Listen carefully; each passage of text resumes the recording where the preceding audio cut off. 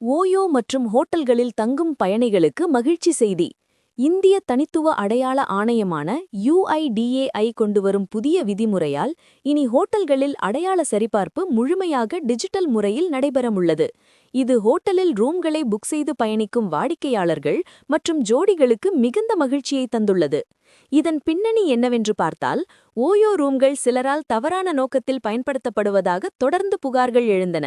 குறிப்பாக கலாச்சார சீர்கேடு என விமர்சனங்கள் அதிகரித்ததால், உத்தரப்பிரதேசம் மீரட்டில் திருமணமாகாத ஜோடிகள் செக்-இன் செய்ய தடை மற்றும் உறவை நிரூபிக்கும் ஆவணங்கள் கட்டாயம் போன்ற கடுமையான விதிகள் அமல்படுத்தப்பட்டன. இது தனிநபர் சுதந்திரத்திற்கு எதிரானது என எதிர்ப்புகளும் கிளம்பின. இந்நிலையில்தான் இந்த புதிய அறிவிப்பு வெளியாகியுள்ளது. அதன்படி இனிமேல் ஓயோ உள்ளிட்ட எந்த ஹோட்டலிலும் செக்-இன் செய்யும் போது ஆதார் அட்டையின் ஜெராக்ஸ் அல்லது புகைப்பட நகலை கொடுக்க வேண்டிய அவசியமில்லை. வாடிக்கையாளர்களின் தனிப்பட்ட தரவுகளை பாதுகாக்கும் நோக்கிலும் தரவு கசிவை தடுக்கவும் UIDAI இந்த நடவடிக்கையை எடுத்துள்ளது. ஆதார் சட்டத்தின்படி எந்த தனியார் நிறுவனமும் ஆதார் நகலை சேகரித்து வைப்பது தவறு என்றும் அதிகாரிகள் தெரிவித்துள்ளனர். இதுகுறித்து UIDAI தலைமை செயல் அதிகாரி புவனேஷ்குமார் கூறும்போது, புதிய விதிமுறையின்படி ஆதார் சரிபார்ப்பை செய்ய விரும்பும் ஹோட்டல்கள் முதலில் UIDAI-ஐ பதிவு செய்ய வேண்டும்.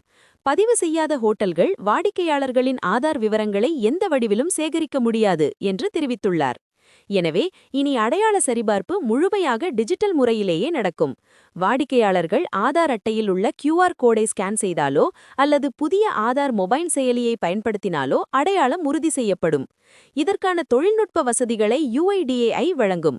மேலும் ஹோட்டல்கள் API மூலம் தங்கள் சிஸ்டத்திலேயே இதை இணைத்துக் கொள்ளலாம். இதனால் ஆதார் நகல் தவறான கைகளில் சிக்கும் அபாயம் குறையும். செக்-இன் நடைமுறை வேகமாகவும் எளிதாகவும் முடியும். டிஜிட்டல் தனிநபர் தரவு பாதுகாப்பு சட்டத்திற்கு இணங்க கொண்டுவரப்படும் இந்த மாற்றத்திற்கான அதிகாரப்பூர்வ அறிவிப்பு விரைவில் வெளியாக உள்ளது. மொத்தத்தில் ஹோட்டலில் தங்கும் பொதுமக்களுக்கு இது உண்மையிலேயே ஒரு பாதுகாப்பான மற்றும் வரவேற்கத்தக்க மாற்றமாக பார்க்கப்படுகிறது.